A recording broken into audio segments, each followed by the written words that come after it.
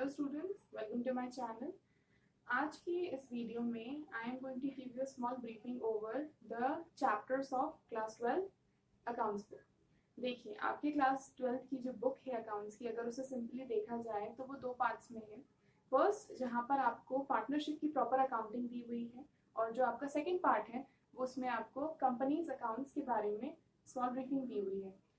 अगर हम यहाँ पर आज के जो हमारी वीडियो है उसमें हम ब्रीफिंग लेंगे जो हमारा पार्टनरशिप पोर्शन है। देखिए, पार्टनरशिप को अगर देखा जाए तो पार्टनरशिप हमारे लिए न्यू नहीं है। 11th क्लास में हमने पार्टनरशिप को पढ़ा है in our second chapter forms of business organisation में, जहाँ पर हमने पार्टनरशिप की थ्योरी को देखा है। थ्योरी में जहाँ हमने पार्टनरशिप क्या होती है, उसका प्रॉपर मीनिंग, क्या क्लॉजेस होते हैं, क्या डिफरेंट डिफरेंट सिनेरियोज होते हैं, वो सारी की सारी चीज़ें हम लोगों ने देखी हैं एंड समझी हैं इन थ्योरेटिकल फॉर्म। और इसी फॉर्मेट को हमको और अच्छी तरह से एलिवेटेड वर्जन में हमारी अकाउंट्स में पढ़ना है। तो देखते हैं कि आपकी बुक है उसमें क्या क्या दिया हुआ है। बेसिकली जो चैप्टर्स है पार्टनरशिप की, जो डेडिकेटेड है पार्टनरशिप को, वो है फर्स्ट जो आपका चैप्टर है वो है accounting for partnership. Accounting for partnership, देखिए ये जो चैप्टर है ये आपका इंट्रोडक्टरी पार्ट है।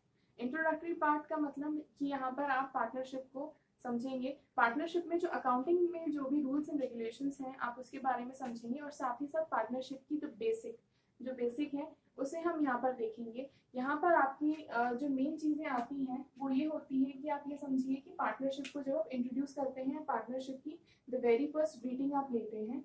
पार्टनरशिप कहाँ से स्टार्ट होती है? पार्टनरशिप स्टार्ट होती है हमारे जब हम एक अग्रीमेंट फॉर्म करते हैं पार्टनरशिप डीड का।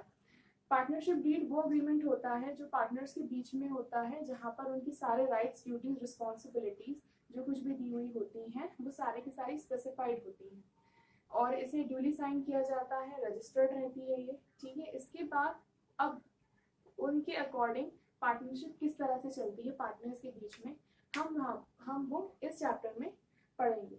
इसमें जो बेसिक आपके अकाउंट्स होते हैं वो दो तरह के अकाउंट्स होते हैं जो आप समझेंगे।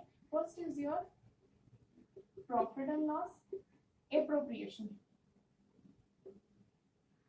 Profit and loss appropriation account, and the second one is partners capital account.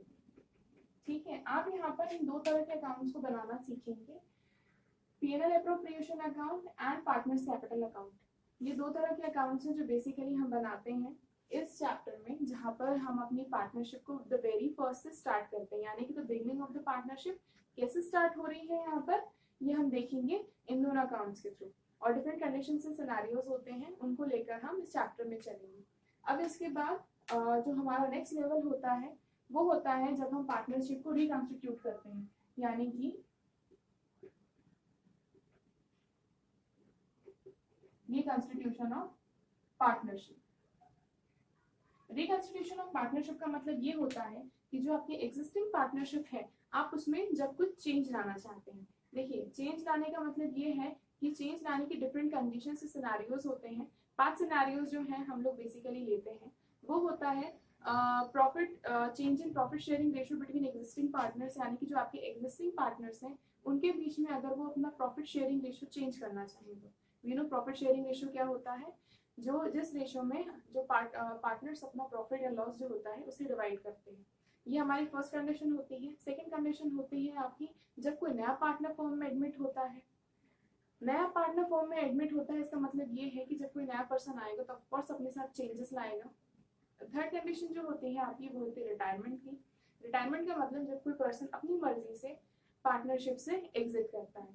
Fourth condition होती है आपकी जब कोई किसी पार्टनर की डेथ हो जाती है, वो कंडीशन होती है जहां पर पार्टनरशिप में ऑफकोर्स चेंजेस आते हैं। The fifth one is the amalgamation. Amalgamation का मतलब सिंपल सा क्लॉज ये होता है जब दो फॉर्म्स मेल्ट होकर या फिर बंद होकर एक नया फॉर्म स्टार्ट करते हैं, उस टाइम पर भी आपके पार्टनरशिप में चेंजेस होंगे। तो ये जो 5 कंडीशंस होती हैं ये होती हैं आपकी जब पार्टनरशिप को रिकॉन्स्टिट्यूट किया जाता है। बेसिकली ये जो आपका चैप्टर होगा इसमें जब हम बात करेंगे वो हमारे एग्जिस्टिंग पार्टनर्स के बीच में जो भी पार्टनरशिप में चेंजेस आ रहे हैं उसकी बात करेंगे। इसके बाद जो आपका थर्ड है वो है admission.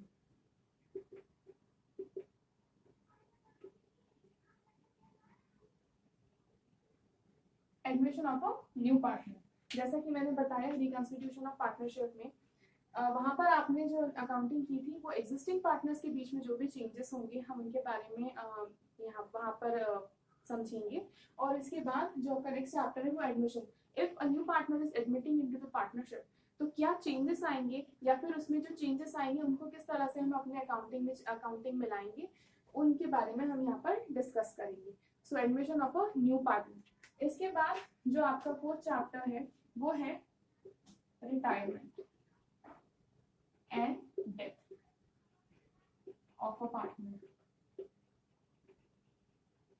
Retirement and death of a partner का मतलब ये है, यहाँ पर एक्चुअली इसमें दो हमारी कंडीशंस होती हैं।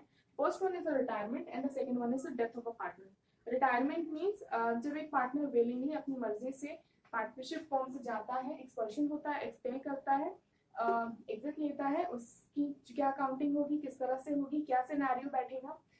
और उसके साथ एक डेथ का जो क्लॉज है दूसरा है, जब डेथ किसी पार्टनर की होती है तब उसकी अकाउंटिंग उस कंडीशन में, उस सिनेरियो में पार्टनर्स के जो अकाउंट्स होंगे उनको किस तरह से सेटल किया जाएगा, ये आप देखेंगे इस चैप्टर में। एंड इसके बाद जो आपका अमालगमेशन पोर्शन है, देखिए इन ट्वेल्थ क्लास की बुक में जो अमालगमेशन पोर्शन है वो नहीं होता है, उसे हम नहीं पढ़ेंगे। इसके बाद जो आपका लास्ट है that is dissolution, dissolution of partnership. Dissolution of partnership का मतलब ये है, the name as the name suggest, dissolution का मतलब होता है जब आप पार्टनरशिप को एंड करते हैं, खत्म करते हैं। जो पार्टनरशिप डील का जो अग्रीमेंट है आप जब उसे एंड करते हैं, ये काफी सारे सिनेरियोज में होता है। पार्टनर्स अपनी विल पे करते हैं, अकॉर्डिंग टू कॉन्ट्रैक्ट करते हैं, या फिर कोर्ट के इंटरवेंशन से करते हैं, यानी कि जब आपको लॉ इस चीज के लिए परमिट करता है, लॉ इस चीज के लिए जब ऑर्डर करता है तब आप उस चीज का एंड करते हैं।